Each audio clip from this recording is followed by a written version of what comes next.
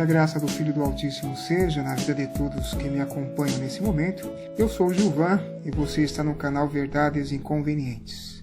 Eu concordo com a divindade de Cristo, só que eu não concordo que existe, além da divindade de Cristo, um outro Deus, criador de todas as coisas. Não Ele existe. é o próprio Deus. Não, Ele... eu concordo. então Jesus é o criador de todas as coisas? Colossenses Jesus é. 1, Hebreus 1, Apocalipse 5. E quem é o Pai? Então, quem é o Pai, quem é o Filho e quem é o Espírito? Esse áudio se trata de um debate entre um trinitariano e um unicista. Enquanto um defende que Deus é uma unidade composta de 3 pessoas, o outro que Deus é um ser que se manifesta de 3 formas diferentes. E eu não sou trinitariano e nem unicista. E me limito a entender essas questões à luz da visão hebraica, que diverge tanto da filosofia trinitariana como da unicista. A palavra Cristo vem do grego Christos e equivale ao hebraico Mashiach, que significa ungido. E em matéria de unção, o ungido não pode ser coigual àquele que o unge, muito menos ungir a si mesmo. Não existe Pai, Filho e Espírito. Não. Então o Senhor é unicista. O Senhor é unicista, que nem eu. Filho, eu disse posição. Não existe posição. Pai, Filho e Espírito. Não existe. Hebreus 1. Há um acordo entre a divindade. Eu lhe serei por Pai. Eu lhe serei por Filho. Com base em Hebreus 1:5, há uma especulação que depois da queda do homem, no céu, esses 3 seres se reuniram para discutir o que fazer para resgatar o homem dos seus pecados. E eles fizeram um acordo. Eles deixariam de ser iguais aparentemente para se revelar aos homens como 3 pessoas diferentes, Pai, Filho e Espírito Santo. Trinitariamente falando, não existe um Pai e nem um Filho amado verdadeiramente por esse Pai. Tudo não passa de um teatro, de uma encenação de 3 deuses coiguais que ninguém pode saber quem são. E nessa suposta reunião, alguém decidiu: eu serei o Pai. E outro alguém decidiu: eu serei o Filho. E outro alguém decidiu: se o homem pecar contra vocês 2, ele será perdoado. Mas se ele pecar contra mim, que farei o papel do Espírito Santo, ele vai para o fogo do inferno. Hebreus 1. Há um acordo entre a divindade. Eu lhe serei por Pai. Eu lhe serei por Filho. Eu estou entre os que atribuem a epístola aos Hebreus ao apóstolo Paulo. E no capítulo 1, ele compara Jesus aos anjos, recorrendo às escrituras do Antigo Testamento. Hebreus 1:5. Porque a qual dos anjos disse jamais: tu és meu filho, hoje te gerei? A primeira parte de Hebreus 1:5 consta no Salmo 2. E segundo o apóstolo Paulo, se cumpriu quando Deus ressuscitou Jesus dentre os mortos. Atos 13:32. E nós vos anunciamos que a promessa que foi feita aos pais, Deus a cumpriu a nós, seus filhos, ressuscitando a Jesus, como também está escrito no Salmo 2: meu filho és tu, hoje te gerei. E Paulo, em Romanos 1:4, confirma que ele foi declarado Filho de Deus em poder, segundo o Espírito de santificação, pela ressurreição dos mortos, Jesus Cristo nosso Senhor. O verbo gerar em relação a Cristo está dentro do contexto do mundo físico e não do contexto metafísico. Hebreus 1. Há um acordo entre a divindade. Eu lhe serei por Pai. Eu lhe serei por Filho. E a segunda parte de Hebreus 1:5, Paulo foi buscar em 2 Samuel 7:14. O rei Davi queria construir um templo de alvenaria em lugar do antigo tabernáculo. E Deus, através do profeta Natã, lhe anuncia o nascimento de Salomão, que o sucederia no trono e edificaria o templo. 2 Samuel 7:14. Eu lhe serei por pai, e ele me será por filho. E se vier a transgredir, castigá-lo-ei com vara de homens e com açoites de filhos de homens. Se você ler o capítulo 7 de 2 Samuel, vai perceber que todo o contexto gira em torno de Salomão. Mas por que o apóstolo Paulo aplicou essa profecia a Cristo? Porque todo rei de Israel era um Cristo ou um Messias, porque eles eram ungidos por profetas por decreto de Deus. E a unção de rei envolvia bênçãos e promessas. E Jesus, por ser descendente de Davi, herda todas as bênçãos de Davi. Por isso, Paulo aplica somente a primeira parte dessa profecia a ele. porque ele nunca transgrediu como os outros reis. Hebreus 1, há um acordo entre a divindade. Eu lhe serei por pai, eu lhe serei por filho. E essa profecia não se trata de um acordo celestial entre 2 ou 3 pessoas. Hebreus 1,6. E outra vez, quando introduz no mundo o primogênito, diz: e todos os anjos de Deus o adorem. Eu acredito que Paulo buscou essa referência no Salmo 91, versículo 11. Inclusive, Satanás usou essa profecia para tentar Jesus no deserto, quando o arrebatou do deserto até o pináculo do templo em Jerusalém, e ordenou que ele pulasse daquela altura. Porque se ele fosse filho de Deus, estava escrito que Deus daria ordem aos anjos para guardá-lo e ele não tropeçaria em pedra alguma. Porém, Deus só deu ordem aos anjos para ajudar Jesus depois que ele resistiu Satanás. Não existe pai, filho e espírito. Não. Ah, então o senhor é unicista. O senhor é unicista, que nem eu. Hebreus 1, há um acordo entre a divindade. Eu lhe serei por pai, eu lhe serei por filho. Agora, será que o diabo participou dessa reunião celestial? Porque na tentação, ele chamou Jesus 2 vezes de Filho de Deus. E segundo a teoria da Trindade, pai e filho não são pai e filho. São pessoas que se passam por pai e por filho. Ou o diabo chamou Jesus de Filho de Deus de verdade, ou ele fazia parte do esquema. Porque se no céu essas 3 pessoas combinaram se passar por Pai, Filho e Espírito Santo para salvar o homem do inferno, que segundo a religião foi criado com a finalidade de punir o homem eternamente, e se esse inferno é real, por que se crer em algo que não é real para ser salvo dele? Os teólogos recorrem ao verbo adorar de Hebreus 1,6 para defender a coigualdade de adoração entre o Filho e o Pai, que é essencial para o dogma da Trindade.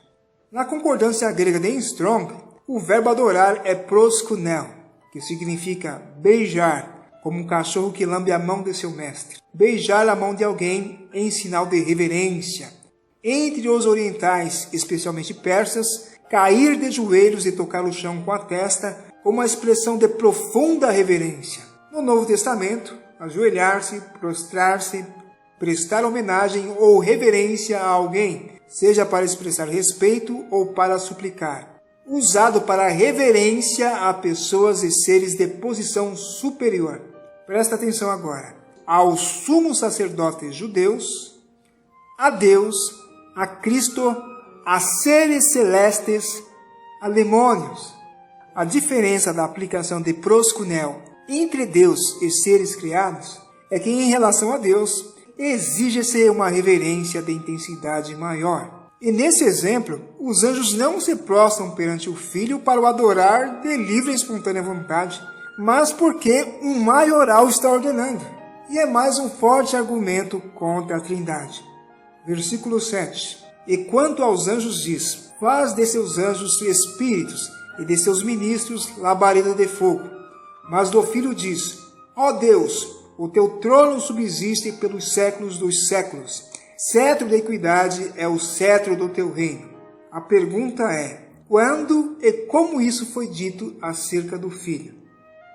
O livro de Salmos faz parte dos livros poéticos da Bíblia e também são cânticos proféticos. Salmo 45, versículo 1. O meu coração ferve com palavras boas. Falo do que tenho feito no tocante ao rei. A minha língua é a pena de um destro escritor. Tu és mais formoso do que os filhos dos homens. A graça se derramou em teus lábios. Por isso Deus te abençoou para sempre. O Salmo 45 lembra muito Cantares de Salomão, que narra o romance entre Salomão e a Sulamita. No contexto imediato desse salmo, também se trata de um romance entre uma noiva e um rei de Israel. Observe que a noiva declara ao rei no versículo 6. O teu trono, ó Deus, é eterno e perpétuo. O cetro do teu reino é um cetro de equidade. Tu amas a justiça e odeias a impiedade. Por isso Deus, o teu Deus, te ungiu com óleo de alegria mais do que a teus companheiros. A noiva, além de chamar o rei de Deus, diz que ele foi ungido pelo Deus dele. E essas bênçãos reais automaticamente se aplicam a Cristos, ao Mashiach, ao ungido. Por isso, Paulo, em Hebreus 1, 8 e 9, confirmou que Jesus é um Deus ungido pelo Deus dele. Mas se Jesus é 100% Deus Todo-Poderoso, como é defendido por trinitarianos e unicistas, como pode ele ter que fazer obras para ser recompensado com mais poder por outro além dele, que é o Deus dele? Para desmistificar o sentido, temos que entender o termo hebraico usado para Deus nesse salmo. E o termo é esse aqui, e se lê Elohim. E a concordância hebraica de Strong define Elohim como plural. Eloá em hebraico significa Deus. E Elohim, como plural de Eloá, literalmente significa deuses. E por conta disso, muitos teólogos veem embutido nesse vocábulo o conceito trinitário de Pai, Filho e Espírito Santo. Mas isso não é verdade, porque nesse exemplo, Elohim se aplica tanto ao ungido, ao Filho, como àquele que o unge, ao Pai. E Pai e Filho, sendo pessoas individuais, não são trindades individuais. Elohim, embora seja aplicado a Deus, não é um termo exclusivo da divindade. Ele se aplica a governantes, juízes. Vamos para alguns exemplos. Êxodo 7, versículo 1. Então disse o Senhor a Moisés: Eis que te tenho posto por Deus sobre Faraó, e Arão teu irmão será o teu profeta. Moisés foi chamado de Deus pelo próprio Deus. A tradução portuguesa verte Deus com D minúsculo, mas no texto hebraico não existe diferença entre letras maiúsculas e minúsculas. E no texto hebraico o termo Elohim é atribuído a Moisés e é contrastado com o tetragrama sagrado que as Bíblias portuguesas traduzem como Senhor, mas que há quem pronuncie como Jeová, Javé, Yahweh, e outros, por temor de tomar o nome em vão, preferem substituir por adjetivos de intensidade, como Altíssimo e Eterno. O fato de Moisés ser chamado de Elohim, pelo próprio Elohim, faz de Moisés um ser divino, ou a quarta pessoa da Trindade? Salmo 82. Deus está na congregação dos poderosos, julga no meio dos deuses. Até quando julgareis injustamente e aceitareis as pessoas dos ímpios? Fazei justiça ao pobre e ao órfão, justificai o aflito e o necessitado. A tradução portuguesa contrasta Deus no singular de deuses no plural. E esses deuses se tratam dos juízes de Israel que julgavam as causas do povo. Só que no texto hebraico a palavra Elohim aparece tanto para o Deus Altíssimo como para os juízes. Se Elohim agregasse ao conceito de trindade, tudo o que esse termo se aplica teria que ilustrar trindades, governantes, juízes, anjos, falsos deuses. E o termo teria que ser de uso exclusivo de Deus, como o tetragrama é nas Escrituras, e não poderia jamais ser aplicado a falsos deuses. Há cerca de 20 referências nas Escrituras onde Elohim é aplicado a falsos deuses. Por mais que os povos antigos demonstravam suas crenças em trindades através das imagens e esculturas dos seus deuses, nem todos os deuses eram trindades. Elohim, ao ser aplicado a anjos, sumos sacerdotes, reis, dá a ideia de representação visível do Elohim invisível. Elohim se torna um título honorífico, que lembra muito o sentido de reverência do verbo proskinel, que tanto se aplica a Deus como a seus representantes também. A diferença da aplicação entre Deus e seus representantes se dá na representatividade e na intensidade. Na língua hebraica não existe grau superlativo como no português, e termos superlativos são expressos pelo plural intensivo sentido singular ou hebraísmo majestático. Elohim literalmente significa deuses, mas metaforicamente não. Elohim em relação a Deus é um hebraísmo majestático para expressar sua intensidade, majestade, qualidade e não quantidade, como se ele fosse mais de uma pessoa. Em português, o que lembra o hebraísmo majestático são os pronomes de tratamento: Vossa Alteza, Vossa Excelência, Vossa Magnificência, Vossa Majestade, Vossa Santidade, Vossa Senhoria. São termos plurais que se aplicam a uma única pessoa que cumpre uma função que exige respeito. Nesta tarde, uma advogada, doutora Daniela Borges, ela fez uma sustentação oral lá no Supremo Tribunal Federal. Ok ou não? Eu não vou dizer para você o que aconteceu, nem qual foi o pecado que ela cometeu. Olha aí. Inclusive, queria confessar aqui para vocês que nessa causa se discute a ausência de cumprimento dos requisitos do 9... Presidente, novamente, advogado se dirige aos integrantes do tribunal como vocês. Eu peço... Há de se observar a liturgia. Eu peço escusas. É uma doutora. Sim. Professora. Peço desculpas, Vossa Excelência. Talvez pelo nervosismo. O senhor, Vossa Excelência, tem toda a razão. Peço desculpas, é o que eu posso fazer no momento. Mas voltando... Você viu qual foi o pecado que ela cometeu ou não? Ela chamou os ministros de vocês. Não pode. Tem que chamar de excelência. Você viu aí agora ou não? Com exceção do Evangelho de Mateus, que foi escrito em hebraico, o restante dos livros do Novo Testamento foi escrito em grego. E a Epístola aos Hebreus foi escrita à Igreja de Jerusalém, que era formada por hebreus, israelitas, judeus, que receberam Yeshua como Messias e estavam sendo perseguidos por hebreus que não receberam. E os hebreus que dominavam o grego iriam exortar em hebraico a fé do restante, que só conhecia o hebraico, mas sem negar a língua materna.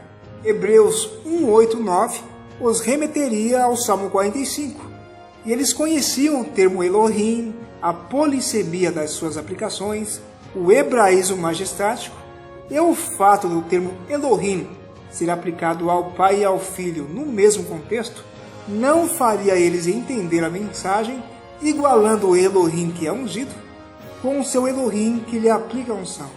Porque, sem contradição alguma, o menor é abençoado pelo maior.